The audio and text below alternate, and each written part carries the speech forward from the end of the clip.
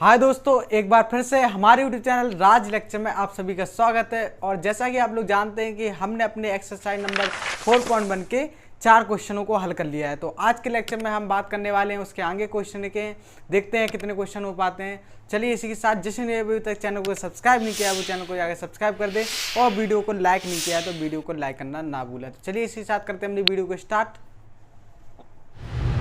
चलिए दोस्तों, अब यहाँ पर बात आती है कि अपने 5वें क्वेश्चन की। तो यहाँ पर हमारा जो 5वां क्वेश्चन है वह है, बिना प्रसार किए सिद्ध कीजिए कि हमारी जो सारणिक है, मतलब हमें 2 सारणिक दी गई है और दोनों सारणिकों को हमें बराबर सिद्ध करना है। और कह रहा है कि बिना प्रसार किए, यानी हमें यहाँ पर एक्सपेंड नहीं करना है।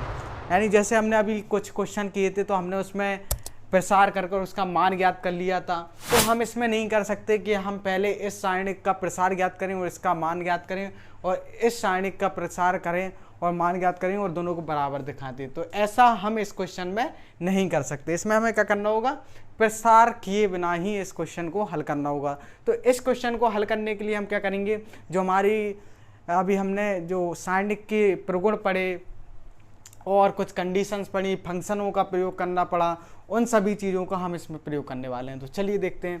तो चलिए सबसे पहले हम LHS को लेंगे। तो यहाँ पर लिखते हैं LHS लेने पर, LHS लेने पर, LHS लेने पर LHS क्या हमें दे रखा है, LHS बराबर दे रखा है हमें 2 3 4 5 6 7 1 2 3। ओके, चलिए अब हम इनमें क्या करेंगे, फंक्शनों का प्रयोग करेंगे। ठीक, तो फंक्शन का प्रयोग करके हम इसको सरल बनाएंगे। तो चलिए करते हैं। तो सबसे पहले हम क्या करेंगे, R1 इस फंक्शन का प्रयोग R1 change to R1 minus R3 का प्रयोग करेंगे। क्यों करेंगे, क्योंकि हमारा जो क्वेश्चन इससे होगा सरल। तो चलिए करते हैं फंक्शन का प्रयोग। तो यहाँ पर लिख दें R1 change to R1 minus R3। ठीक, चलिए इसका प्रयोग करते हैं। तो आ जाएगा हमारा, यहाँ पर क्या होगा, R1 को चेंज करना है किससे, R1 में से R3 को घटाकर। चलिए इसको चेंज करें तो आएगा R1 का पहला अवयव 2 में से 1 को घटाएंगे तो हो जाएगा हमारा 2 में से 1 को घटाएंगे 1। इसी प्रकार 3 में से 2 को हटाएंगे आएगा 1। और इसी प्रकार हम 4 में से 3 को हटाएंगे तो आएगा हमारा 1। तो यहाँ पर हमने क्या किया, R1 चेंज टू, तो यहाँ पर हमने क्या किया, R1 change to R1 minus R3, यानी ये वाला फंक्शन लगाया है जिसमें हमने R1 को चेंज किया, किसको, R1 को चेंज किया किससे घटाकर, R1 में से R3 को घटाकर। और जिसको हम चेंज करते हैं उसी से हम घटाते हैं किसी और रो या कॉलम को। ठीक, तो यहाँ पर हमने R1 को चेंज किया तो सबसे पहले हमारा यहाँ पर R1 ही आएगा, हर क्वेश्चन में ऐसा ही होने वाला है। फिर आप जिससे घटाएंगे तो अब हमें यहाँ पर क्या करना है, अब हमारे पास जो चेंज नहीं हो रहा है, जैसे R3 नहीं हो रहा है चेंज और R2 चेंज नहीं हो रहा है, तो हम इसको सेम लिख देंगे। तो यहाँ आ जाएगा 5 6 7 1 2 3।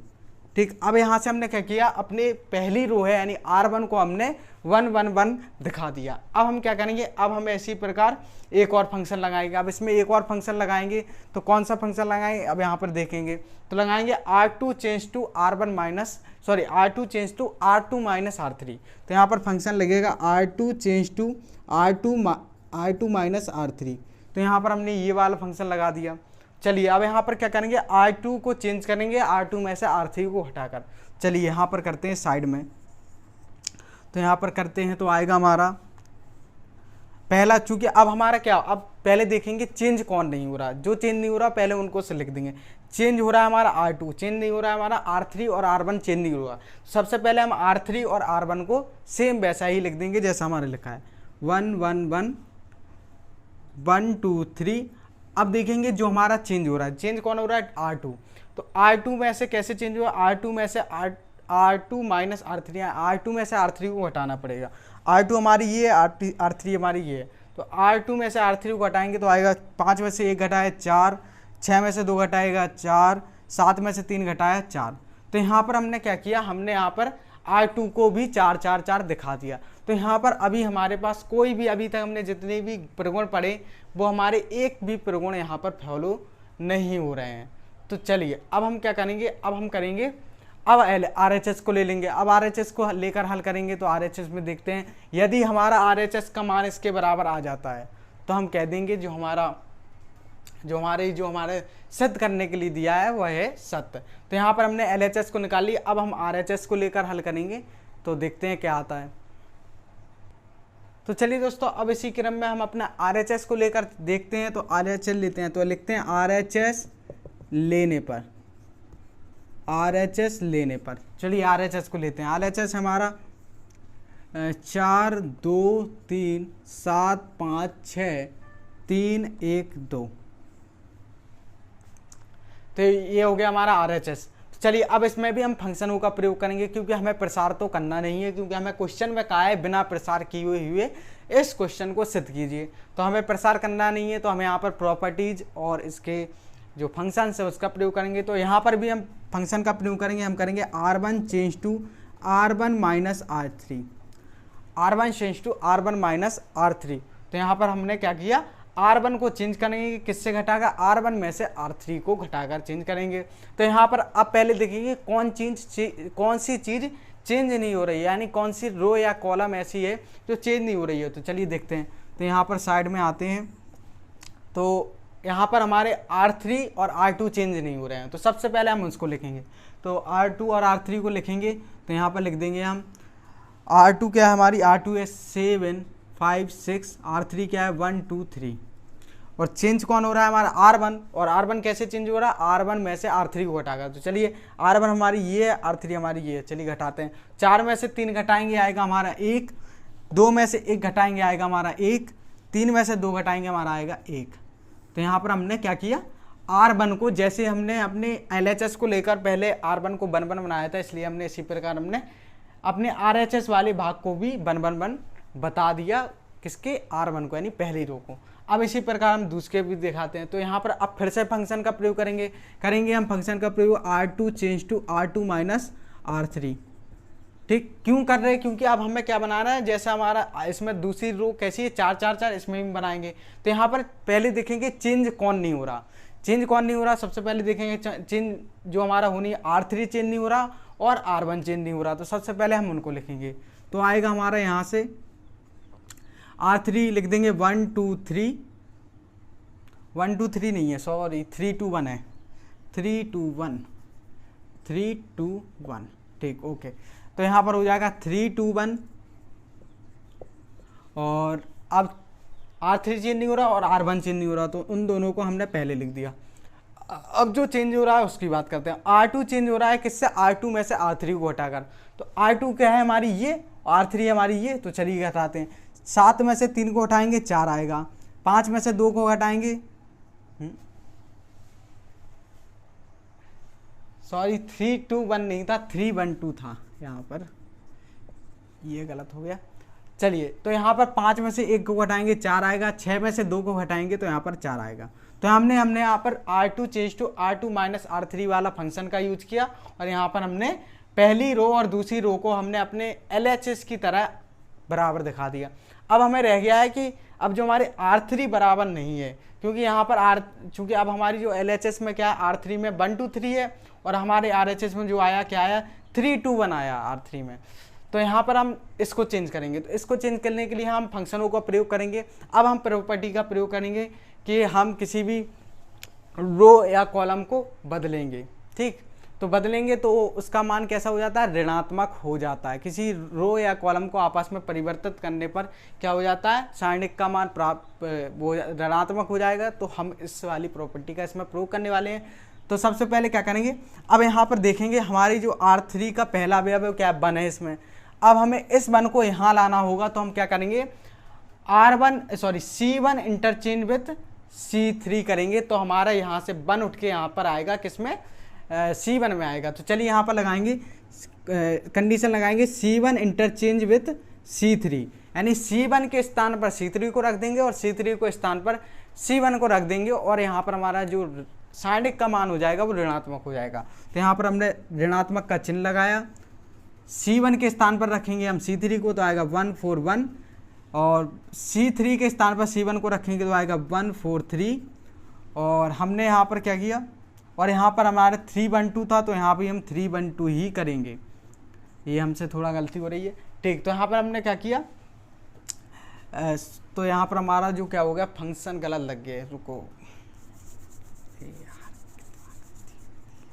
हाँ, तो अब हम फिर से फंक्शन लगाएंगे। अब चूंकि हमने यहाँ पर एक गलती करी थी, वहाँ हमने सही नहीं की, ठीक। तो यहाँ पर अब हम करेंगे, यहाँ पर लगाएंगे, चूंकि वन यहाँ पर हमें किस में चाहिए, C1 में, तो हम कहाँ लगाएंगे, यहाँ पर लगाएंगे C1 इंटरचेंज विथ C2।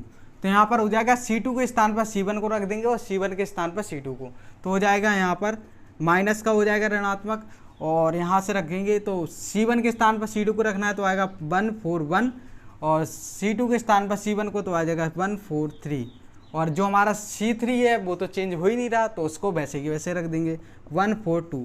अब यहाँ से एक और चीज़ आती है, क्योंकि अब यहाँ पर क्या है, हमें 2, क्योंकि हमें देखा LHS में, देखिए हमें 2 किस में चाहिए, C2 में, जबकि हमारा 2 क्या है, C3 में। तो हम क्या करेंगे, इसको C2 में लाने के लिए फिर से इसमें इंटरचेंज वाला जो प्रगुण लगाएंगे, और फिर से हमारी जो एक बार फिर से सारणी कैसी हो जाएगी, ऋणात्मक, और ऋणात्मक मिलके हो जाएगा धनात्मक। तो यहाँ से जो हमारा मान आ जाएगा वो आ जाएगा LHS के बराबर। तो चलिए करते हैं, तो यहाँ से आ जाएगा माइनस का एक बार है, एक और बार, क्योंकि हम दोबारा से फंक्शन लगाएंगे तो हमारा एक और बार ऋणात्मक हो जाएगा। तो यहाँ से हम फंक्शन लगा रहे हैं C2 इंटरचेंज विथ C3, तो हो जाएगा हमारा ब्रैकेट में क्या कर देंगे चिन्ह, तो हो जाएगा 1 4 1 1 4 2 और 1 4 3, और यहाँ से हम माइनस माइनस प्लस हो जाएगा। तो यहाँ पर हम साइड में यहाँ पर करे दे रहे हैं, छोटा सा हिस्सा रह गया है, तो हो जाएगा हमारा 1 4 1 1 4 2 और 1 4 3, और यहाँ से आप लोग देख रहे होंगे कि जो हमारा LHS का मान है वो हमारे RHS के मान के बिल्कुल बराबर है। हमारे LHS में था पहली रो में 1 1 1, दूसरी रो में 4 4 4, और तीसरी रो में था 1 2 3, और यही आपका RHS में सिद्ध हो गया। तो यहाँ पर आप इसका स्क्रीनशॉट ले सकते हैं, तो हमारा जो क्वेश्चन था, 5वां क्वेश्चन था, वो यहाँ पर सॉल्व हो गया। तो इसी प्रकार आप देखेंगे हम अपना अगला क्वेश्चन।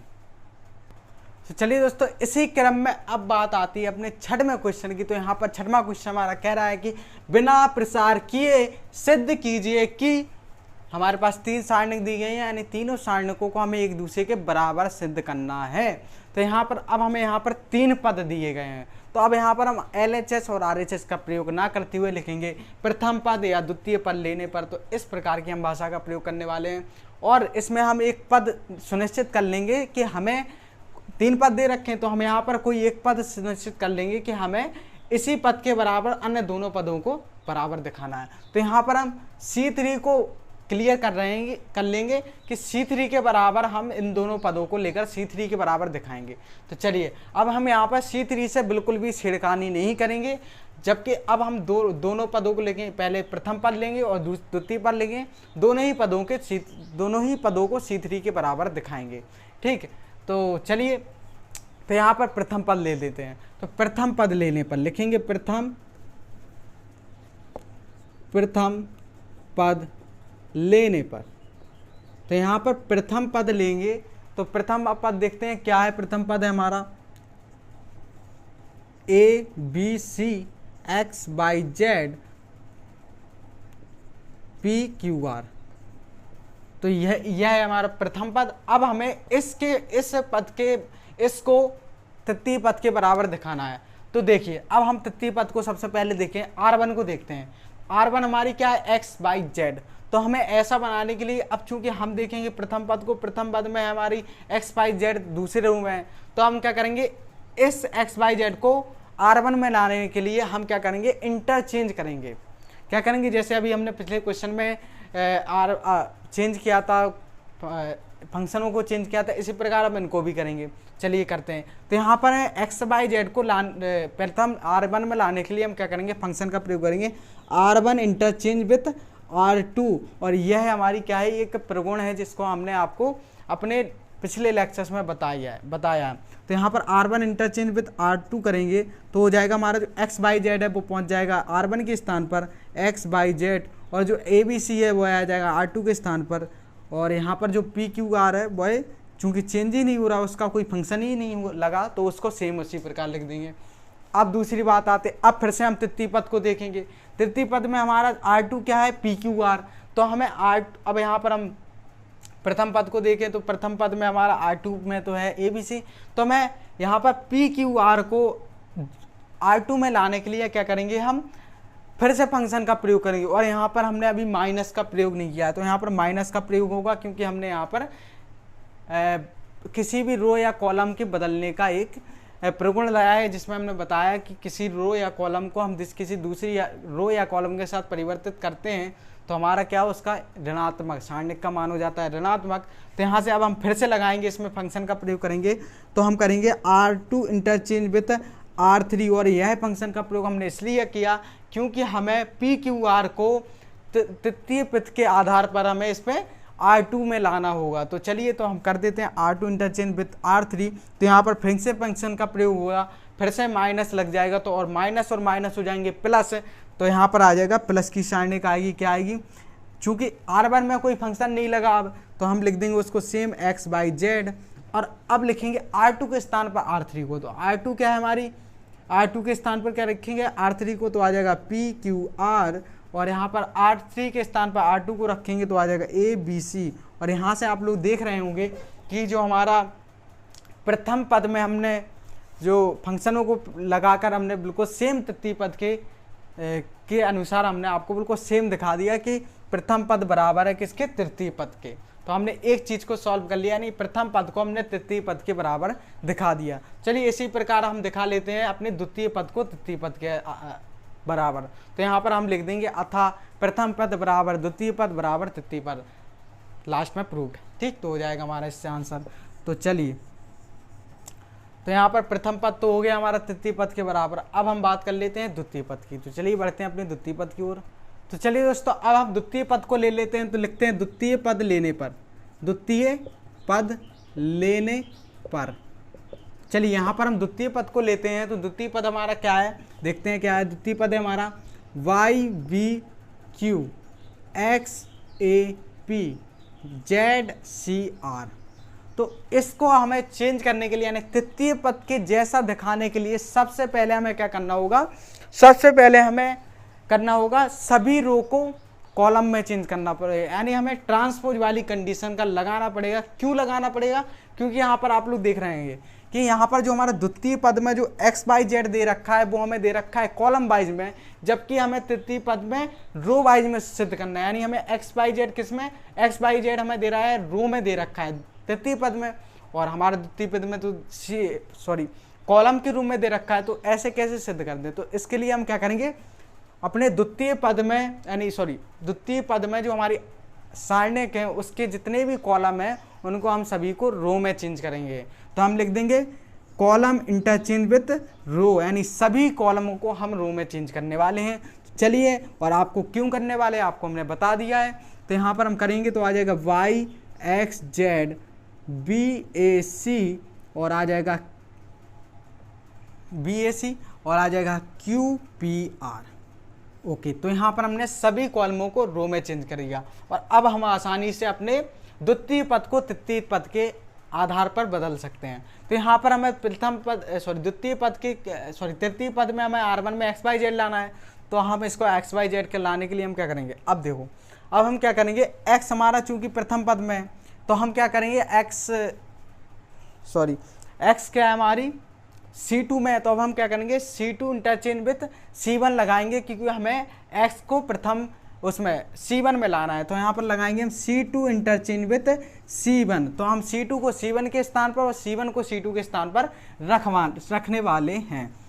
तो चलिए रखते हैं, तो यहाँ पर रखते हैं तो आएगा हमारा, और हमारा जो सारणिक का मान हो जाएगा वो हो जाएगा ऋणात्मक। तो यहाँ से रखते हैं तो क्या आ जाएगा, C2 के स्थान C1 के स्थान पर C2 को रखेंगे, तो क्या आएगा XAP,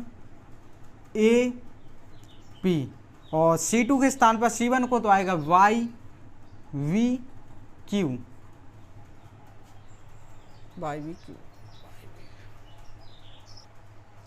तो यहाँ पर हमने रख दिया।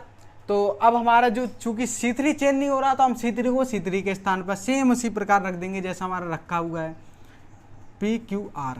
अब देखो, अब हमारे पास क्या कमी रह गई, अब हमारे पास रह गई कि PQR हमारा क्या किस में चाहिए, R2 में, जबकि हमें क्या है R3 में दिए रखा है। तो हम क्या करेंगे, PQR को R2 में लाने के लिए फिर से एक फंक्शन का प्रयोग करेंगे और सारणिक का मान फिर से धनात्मक हो जाएगा। तो यहाँ पर हम फंक्शन का प्रयोग करेंगे R3 इंटरचेंज विथ R2। तो यहाँ पर हम फिर से फंक्शन का प्रयोग करेंगे R3 इंटरचेंज विथ R2। तो यहाँ से हो जाएगा हमारा फिर से साइन का मान ऋणात्मक होगा और ऋणात्मक मिलकर हो जाएंगे धनात्मक। तो यहाँ से आ जाएगा साइन का मान आएगा पॉजिटिव। तो क्या हो जाएगा, चूंकि अब यहाँ पर R1 चेंज नहीं हो रहा है तो R1 को सेम उसी प्रकार रख देंगे जो हमारी रखी हुई है। तो XYZ को हमने बिल्कुल छुआ नहीं। अब चूंकि R2 में हमें चाहिए PQR, हमने अपना फंक्शन तो लगाई है, तो हमारा आ जाएगा R2 के स्थान पर रख देंगे R3 को। तो आ जाएगा XYZ PQR और R3 के स्थान पर R2 को तो ABC। और यहाँ पर आप लोग देख रहे होंगे कि जो हमारा द्वितीय पद है वो भी हमारे तृतीय पद के बराबर आ चुका है। तो यहाँ से हम कह सकते हैं अतः, यहाँ पर हम कह देंगे अतः प्रथम पद इक्वल द्वितीय पद इज इक्वल टू तृतीय पद। और यहाँ से अपने अपने क्वेश्चन को हमने प्रूव कर दिया कि हमारा क्वेश्चन वास्तव में ऐसा है। यानी हमारे क्वेश्चन में कह रखा था बिना प्रसार किए सिद्ध कीजिए कि जो हमारी तीनों सारणिक हैं वह एक दूसरे के बराबर हैं। तो यहाँ पर हमने सिद्ध कर दिया। पहले हमने प्रथम पद लिया और उसको तृतीय पद के अनुसार बराबर दिखाया, फिर हमने द्वितीय पद लिया, उसको भी हमने तृतीय पद के आधार पर उसको बराबर दिखाया। तो यहाँ से आप लोग देख रहे होंगे कि जो प्रथम पद का मान है और द्वितीय पद का मान है और जो तृतीय पद का मान है वह एक दूसरे के बराबर है। और यहाँ पर हमने लिख दिया अतः प्रथम पद बराबर द्वितीय पद बराबर तृतीय पद। और यहाँ से हमारा जो क्वेश्चन है वह हो गया प्रूव्ड। चलिए इसी क्रम में बढ़ते हैं अपने अगले क्वेश्चन की ओर और आप लोग इसका स्क्रीनशॉट ले लीजिए। तो चलिए दोस्तों, इसी क्रम में अब बात आती है अपने 7वें क्वेश्चन की। तो यहाँ पर जो हमारा 7वां क्वेश्चन है वही भी कह रहा है कि बिना प्रसार किए सिद्ध कीजिए कि ये जो दोनों सारणिक है वह एक दूसरे के बराबर हैं। तो ये क्वेश्चन बहुत ही ध्यान से देखिएगा क्योंकि इस क्वेश्चन में जो हमारा बहुत ही अच्छा कंसेप्ट है उसमें यूज होने वाला है, क्योंकि इसमें एक ट्रिक होगी, एक लॉजिक होगा जिसको आपको समझना होगा। क्योंकि इसमें आपको इससे ऐसा बनाने के लिए उस लॉजिक के बिना आप यदि लगाते हैं तो क्वेश्चन बहुत ही लॉन्ग और बहुत ही टिपिकल्ट हो जाएगा। तो आप लोग, मैं तो यही सलाह दूंगा कि मैं आपको एक लॉजिक बताऊंगा जिसको आपको समझना है और आप समझ जाएंगे, मुझे पता है। तो यहाँ पर इसको डाल दीजिए आप मोस्ट इम्पोर्टेंट क्वेश्चन, क्योंकि बहुत ही अच्छा क्वेश्चन होने वाला है। चलिए देखते हैं। तो यहाँ पर हम क्या करेंगे, LHS को लेंगे। सबसे पहले LHS को लेंगे। चलिए लेते हैं LHS को। LHS लेने पर तो हमने यहाँ पर LHS को लिया। LHS क्या दे रखा हमें, A B C A square B square C square और BC CA और AB। ठीक, ये हमें LHS दे रखा। तो यहाँ पर हमें LHS लेने के बाद सबसे पहले हमें यही काम करना है कि इसमें हम क्या करेंगे, ABC का गुणा तथा भाग दोनों ही कर देंगे। तो हमें यहाँ पर सबसे पहले यही आपको बात करनी है और यही सबसे अच्छा लॉजिक है और यही सबसे मेन लॉजिक है कि हमें LHS को लेने के बाद सबसे पहले ABC का गुणा तथा भाग करना पड़ेगा। और यह क्यों करना पड़ रहा है मैं अभी थोड़ी देर बाद आपको स्वयं पता चल जाएगा और मैं भी आपको बहुत ही अच्छी तरह एक्सप्लेन करने वाला हूँ। तो यहाँ पर करेंगे ABC का गुणा तथा भाग करने पर। चलिए कर दिया और ABC का गुणा किया और ABC का भाग किया। चलिए कर दिया। तो A square BC B square CA और C स्क्वायर AB। अब यहाँ से आप लोगों ने एक चीज़ तो समझ ली कि यहाँ पर हमें ABC का गुणा तथा ABC का भाग करना है। तो चलिए अब यहाँ पर एक और इम्पोर्टेंट बात आती है कि अब हम इसका यूज कैसे करें। और आप लोग समझ गए होंगे कि ABC का गुणा और ABC का भाग करने पर इसमें कोई अंतर नहीं होने वाला है, क्योंकि हम काट देंगे फिर से हमारा एक आ जाएगा और एक का गुणा हम सारणिक में करेंगे तो सारणिक के मान में कोई प्रभाव नहीं पड़ने वाला है। तो यहाँ पर हमारे ABC और ABC का गुणा करने तथा भाग करने से कोई फर्क नहीं पड़ने वाला है। लेकिन हमारा क्वेश्चन इससे बहुत आसान हो जाता है, ठीक। लेकिन मान में कोई परिवर्तन नहीं होगा, ये भी आप बात जानते हैं, क्योंकि ABC का भाग करेंगे ABC में तो एक बार जाएगा और एक का गुणा सारणिक में हुआ तो उसका मान में कोई परिवर्तन नहीं होने वाला है। तो चलिए, तो यहाँ से हम क्या करेंगे, अब आप लोगों ने एक प्रगुण पढ़ा है जिसको मैंने आपको शायद सबसे पहला ही प्रगुण बताया था कि कि हम जब किसी अवयव का किसी सारणी में गुणा करते हैं तो उस अवयव का गुणा उस सारणी के किसी एक रो या किसी एक कॉलम में ही होता है। ये बात आपको हमने अपने फर्स्ट या सेकंड लेक्चर में बताई थी कि हम जब किसी अवयव का किसी सारणी में गुणा करते हैं तो उस अवयव का गुणा किसी एक रो या कॉलम में किया जाता है। तो यहाँ पर हम क्या करेंगे, अब हमने ABC का गुणा किया था, तो ABC में चूंकि 3 अवयव हैं, हम करेंगे पहला अवयव A लेंगे, उसका कर देंगे R1 में। तो हमारा अब एक हमारा जो प्रगुण है वो भी हमारा सॉल्व होता जा रहा है कि क्या होता जा रहा है कि हमने क्या कहा था, किसी एक अवयव का गुणा किया जाए तो उसका किसी एक रो या कॉलम में किया जा सकता है। तो हमने एक अवयव यानी A को उठाया, उसको फर्स्ट रो में करा दिया गुणा, B को उठाया सेकंड रो में करा दिया, C को उठाया थर्ड रो में करा दिया। तो हमारा यहाँ से प्रगुण भी बिल्कुल सेव रहता है और हमारा क्वेश्चन भी बहुत सरल हो जाता है। चलिए देखते हैं कैसे सरल होता। सबसे पहले हम A को उठाएंगे, कर देंगे R1 में गुणा, तो हो जाएगा हमारा बचेगा यहाँ पर क्या बच रहा है 1/ABC, और यहाँ पर चूंकि हम तीनों का गुणा करा रहे हैं तो A का पहले अवयव का होगा R1 में करा दे रहे हैं हम। ठीक, आप चाहें तो किसी में करा सकते हैं, लेकिन आपका क्वेश्चन बहुत ज़्यादा डिफिकल्ट हो जाएगा, इसलिए हम बिल्कुल स्टेप बाय स्टेप बढ़ेंगे। सबसे पहले A का कराएगा फर्स्ट रो में, तो आएगा A², यहाँ पर हो जाएगा AQ, यहाँ पर हो जाएगा ABC, और फिर कराएंगे B का, तो B का करा देंगे दूसरे रो में, तो हो जाएगा B² BQ ABC। फिर कराएंगे हम C का तीसरे रो में करा देंगे, तो यहाँ पर हो जाएगा अपना C² CQ और ABC। तो यहाँ से अब आप लोगों को समझ में आ चुका होगा कि हमने अभी तक इसमें ABC का गुणा और ABC का भाग क्यों किया था, क्योंकि हमें क्वेश्चन को सरल बनाना था, और क्वेश्चन हमारा यहाँ पर सरल बन चुका है। अब हम यहाँ पर क्या करेंगे, अब हमारा देखो 2 चीज़ें आ गई हमारे पास, आ गई A² B² और C² आ गई, लेकिन C2 में नहीं आई, लेकिन बट आ तो गई हमारी C1 में आ गई। फिर हम आपको फंक्शनों को चेंज करेंगे तो आ जाएगा हमारा। तो हमारी एक चीज़ आ गई A² B² और C² हमारे आ गई। फिर AQ BQ और C कोई भी हमने ज्ञात कर ली। चलिए अब यहाँ पर हम 1 लाना है, तो यहाँ से आप लोग समझ गए होंगे कि क्या करना है। तो अब हम क्या करेंगे, अब हमारी C3 से हम क्या करेंगे, C3 से आपको तीनों ही अभी हमें क्या दिख रहा है, C3 से हम क्या ABC और ABC तीनों ही दिख रहे हैं, यानी C3 में हमें तीनों ही चीज़ें दिख रही हैं। तो यहाँ से आप एक बात बताइए कि जब हम किसी अवयव का किसी एक रो या किसी एक कॉलम में गुणा कर सकते हैं, तो उसी अवयव को हम किसी एक रो या किसी एक कॉलम से कॉमन भी तो ले सकते हैं ना, जब गुणा कर सकते हैं तो उसका कॉमन भी तो ले सकते हैं। तो यहाँ पर हम क्या करेंगे, ABC का कॉलम C3 से क्या लेंगे, ये कॉमन ले लेंगे। तो हमारा यहाँ पर आ जाएगा ABC/ABC, और यहाँ से हो जाएगा A² B² C² AQ BQ CQ, और यहाँ से चूंकि हमने C3 से यानी अपने तीसरे कॉलम से क्या लिया, ABC को कॉमन लिया, तो यहाँ पर बचेगा 1, यहाँ भी बचेगा 1, यहाँ भी बचेगा 1। तो यहाँ पर आप लोग देख रहे हैं कि हमने अपने सारणी को बिल्कुल इस प्रकार दिखा दिया, बट हमारा थोड़ा क्रम है वह व्यवस्थित नहीं है, तो उसको भी हम कर देंगे। तो यहाँ से ABC को ABC से काट देंगे, यहाँ पर आ जाएगा 1 मान आ जाएगा, 1 का गुणा करेंगे तो सारणी के मान में कोई परिवर्तन नहीं होने वाला है। तो इसके बाद हम बिल्कुल इसी तरह लिख देंगे A² B² C² AQ BQ CQ 1 1 1। चलिए अब यहाँ पर अब अपन लोग इसको व्यवस्थित करते हैं, ठीक, जैसा हमारा RHS में है उसी प्रकार हम इसको व्यवस्थित करेंगे। तो कैसे, अब देखेंगे हम RHS को। RHS में हमारा जो 1 1 1 है वह किसमें, C1 में।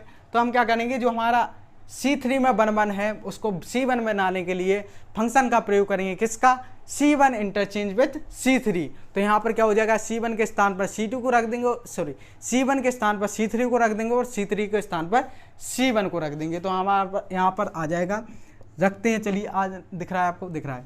तो यहाँ पर रख देंगे तो आएगा 1 1 1, और C3 के स्थान पर किसको रखना है, C1 को, तो हो जाएगा A² B² C², और चूंकि C2 तो चेंज नहीं हो रहा, तो दोस्तों यहाँ पर हमने फंक्शन का प्रयोग किया था C1, यहाँ पर हमने किया था C1 इंटरचेंज विथ C3 का, और यहाँ पर जो हमारा सारणी का मान यहाँ से ऋणात्मक हो जाता है, ऋणात्मक, और हमने यहाँ पर चेंज कर दिया। तो अब जो चेंज नहीं हो रहा उसको लिख लेते हैं। चेंज कौन नहीं हो रहा, हमारा C2, तो उसको लिखेंगे तो आ जाएगा हमारा AQ BQ और CQ। तो यहाँ से हमने एक फंक्शन का प्रयोग किया। अब फिर से हम RHS को देखेंगे कि हमारी क्या कमी है। तो RHS को हम फिर से देखेंगे तो RHS में हमें क्या चलो C1 बराबर हो गया, C2 के स्थान पर क्या है यहाँ पर ए स्क्वायर बी स्क्वायर सी स्क्वायर, जबकि यहाँ पर हमें C3 में शो हो रहा है। तो यहाँ पर हम क्या करेंगे, फिर से एक और फंक्शन का प्रयोग करेंगे। कौन से फंक्शन का लगाएंगे, C2 इंटरचेंज विद C3।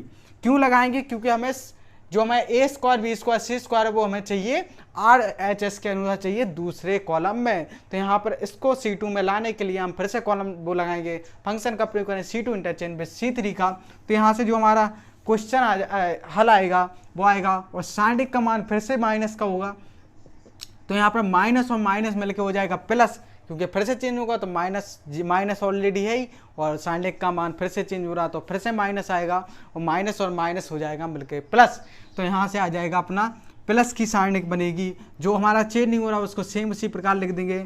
अब यहाँ पर C2 के स्थान पर C3 को रखेंगे तो आएगा ए स्क्वायर बी स्क्वायर और सी स्क्वायर, और अब C3 के स्थान पर रखेंगे C2 को तो हो जाएगा अपना ए क्यूब बी क्यूब और सी क्यूब। तो यहाँ पर हम आप लोग देख रहा कि हमारा जो RHS का मान है बिल्कुल हमारे LHS के मान के बराबर आ चुका है। तो हम यहाँ से लिख देंगे कि जो हमारा LHS का मान आया वो आया RHS के बराबर। अब यहाँ पर लिख देंगे अतः LHS is equal to RHS, और यहाँ से जो हमारा क्वेश्चन है वह प्रूव हो जाता है।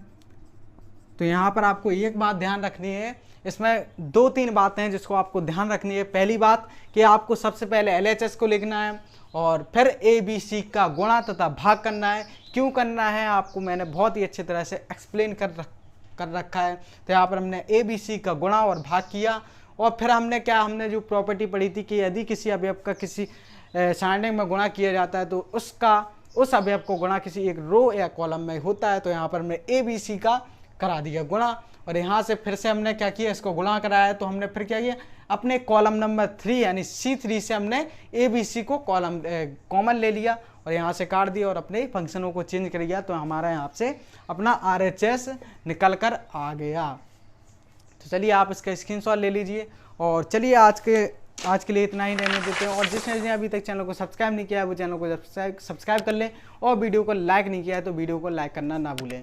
और हमारी जो सभी वीडियोज़ की जो लिंक है वो हमारे नीचे डिस्क्रिप्शन बॉक्स में दी गई है, और हमारी एक प्ले लिस्ट भी है जिसमें हमने सभी लेक्चर्स को 1 बाय 1 आपको प्रोवाइड करा रखा है। तो आप जाइए और आप प्ले लिस्ट को चेक कीजिए। तो चलिए मिलते हैं अपने अगली वीडियो में, तब तक के लिए गुड बाय, धन्यवाद।